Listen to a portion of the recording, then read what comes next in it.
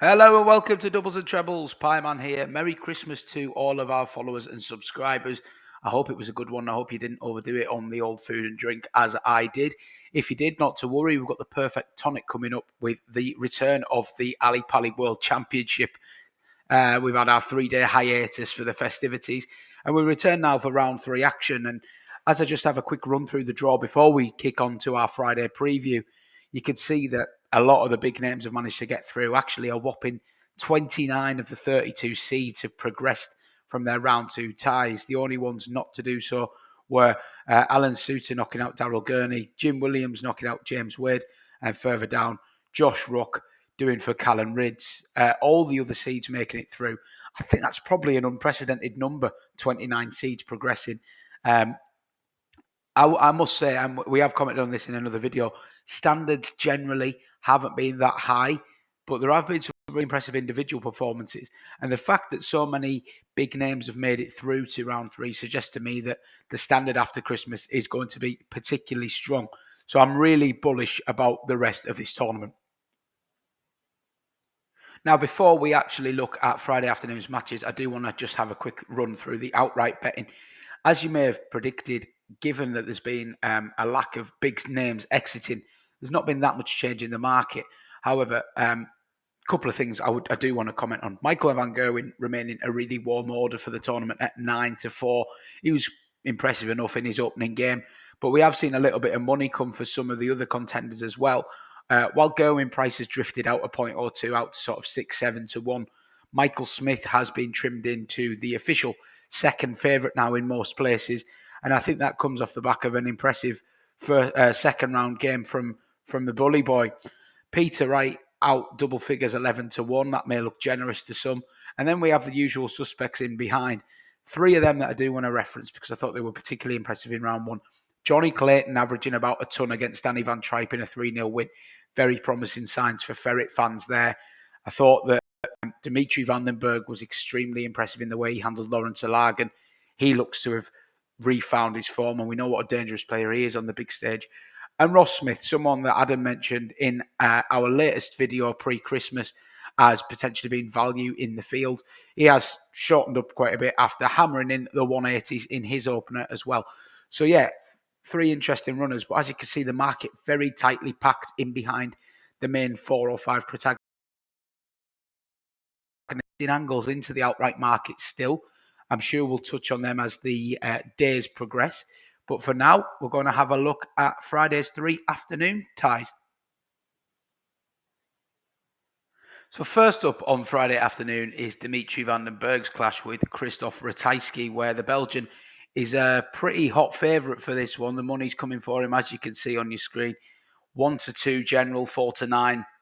I think he might even go off a little bit shorter than that, to be honest, the way that the market is moving. And I think he's a worthy favourite as well. Looking a little bit more generally, 2 players who've definitely not hit the heights this year, though they both made it through to this stage fairly comfortably. Ratajski beating Danny Janssen 3-1. Dimitri beating Lawrence Ilagan 3-0 in the end. Ratajski's average was under 90 in that game, whereas Dimitri was up at 97. So I think that's why the market is taking quite a strong position on Van den Bergh. And I think we have to respect Ratajski to an extent because he's a stubborn opponent, very experienced, knows how to make games tight and tricky. Said in his post-match interview that he knows he has to improve. He knows he wasn't good enough and he won't threaten Dimitri with that kind of level of performance. So I would expect a slight uplift from the Pole. However, the key to this game here is that Dimitri, to me, seems to be a lot happier mentally with where he is under his new manufacturer's Target. Left Unicorn 3 or 4 months ago, joined Target, and they've redesigned his darts for him. And he made a point of referencing it in his post-match media where they've turned the dart over very quickly. He'd only actually got the new dart the day before his opening game, but he played really well with it, averaging over a ton in the final set. And that seemed to fill him with encouragement. He's gone back to a kind of old design, which has served him well previously with a few little tweaks on the grip. Now, he played his last game on the 17th of December. So he has had 10 full days to practice now with the new dart. And I think that we could expect to see a really strong performance from Van den Bergh here. The market's already taken a little bit of notice of him, trimmed in with a lot of sort of sports books to around the 28 to 1 mark, maybe even a little bit shorter. However, you can still back Dimitri at around 45 to 1 on the outright betting. Now, if the Belgian gets back to his best, he is a proven major winner. He has fantastic Ali Pali experience, and he's not in the worst section of the draw to have a little run. So I could certainly see why there's a little bit of interest in Dimitri off the back of that performance against Ilagan. I'm expecting him to back it up again today. He says that you need ton plus averages to win the Worlds, so I'm expecting him to post a ton here, and I think that'll do for Ratajski. Now, Dimitri is 2 to 1 to win either 4-0 or 4-1. Ratajski knows how to make a game of it. It's quite feasible that he makes this tight. However, on what I've seen so far from the both of them, I'm more than happy to play that 2 to 1.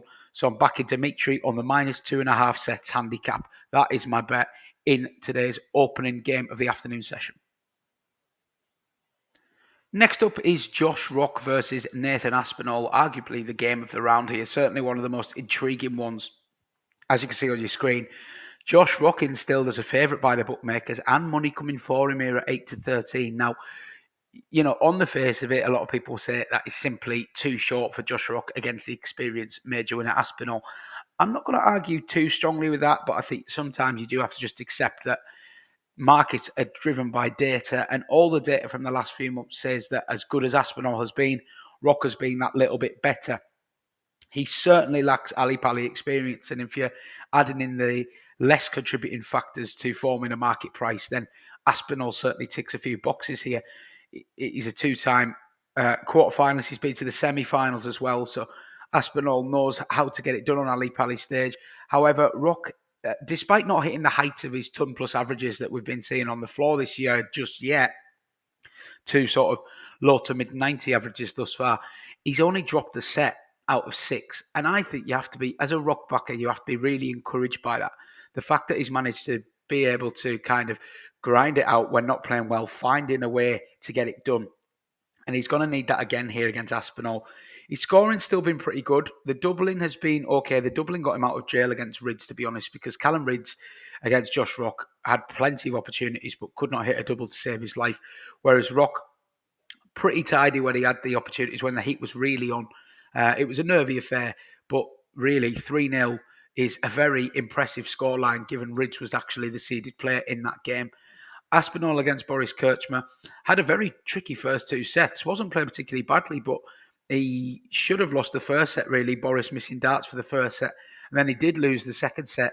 But then he pulled his socks up the Aspin in the latter stages of that match, getting through 3-1. Quite comfortable in the end. A good test for him. He talks about winning this tournament now. He's saying that he's got a feeling he's going to win it. His family's got a feeling he's going to win it. He's not frightened to put his head on the block there and say that he expects to kind of go all the way. You know, a lot of people will see this game and just think, I could just play this straight, play Nathan Aspinall on the experience card at 13 to 10. This is going to be a cracking one for after-timers, I think, because anyone that sort of has an opinion on this game after the game, if Aspinall wins, it's just going to say that he was always going to win because of the experience. If you think that, you've got to put your money where your mouth is because he's a very fair price. As regular viewers will know, I am a Rock backer. I am on Rock at big prices. I will be sitting back without much of an interest, desperately hoping that he could get over the line, but I'm expecting a very close game. The bet for me here is in the sets, total sets, and I've got to play over 5.5 sets, which is about 4 to 6, 13 to 20 there. And for me, I see no way that this game doesn't go deep. You could play the 9 to 4 about it going 7, but I'd rather have the 4-2s on side here. I think that's more than fair enough for a treble on the afternoon action. So, yeah, over 5.5 sets to bet here for me, but it is mainly a match I'm just going to be sitting back and enjoying.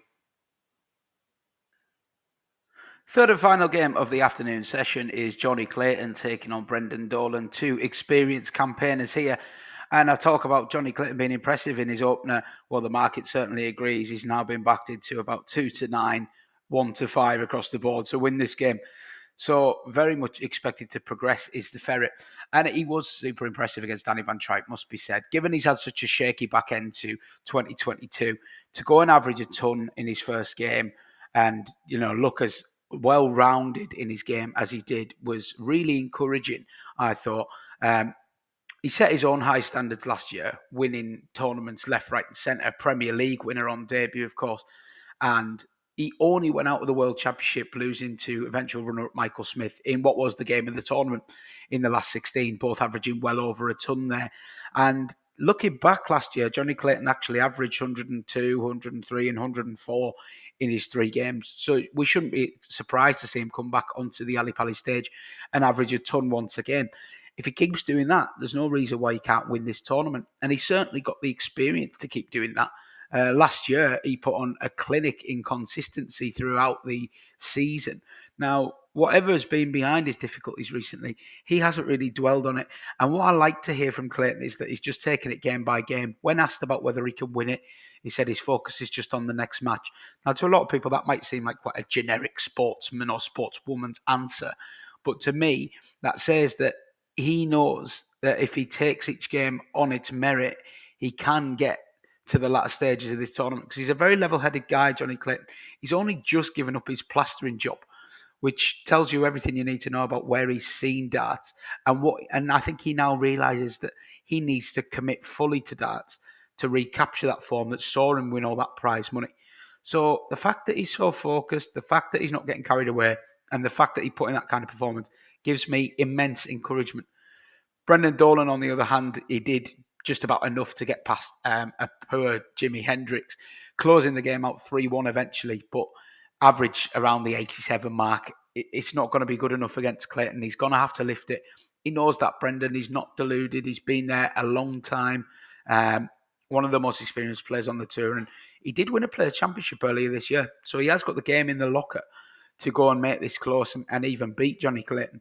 However, everything, all the recent signs and recent form point to a comfortable Clayton victory here for me. Now, I thought the 4-1 about him winning 4-0 was actually really impressive. But for the sake of this afternoon and the treble, I'm going to take Jonny Clayton on the minus 2.5 handicap, like Dimitri Bergh, a shorter price of 6-5, but I still think odds against represents fantastic value on the ferret, closing things out with an element of comfort. So adding Jonny Clayton onto the slip there, we have a best price of 9.6-1, so just shy of 10-1 at Betway and over 9-1 in Ladbrokes and Coral as well. So hopefully that treble, it gives you a little bit of afternoon interest. We landed a big Trixie before Christmas, so let's hope we can land a big treble after Christmas. Enjoy the afternoon action. We'll be back again on Doubles and Trebles very soon to preview more last 32 ties. I hope you enjoy the darts. If you aren't already subscribed, please do subscribe and do give us a like and let us know in the comments what you're backing. Good luck with your bets and we'll see you again very soon. Cheers for watching.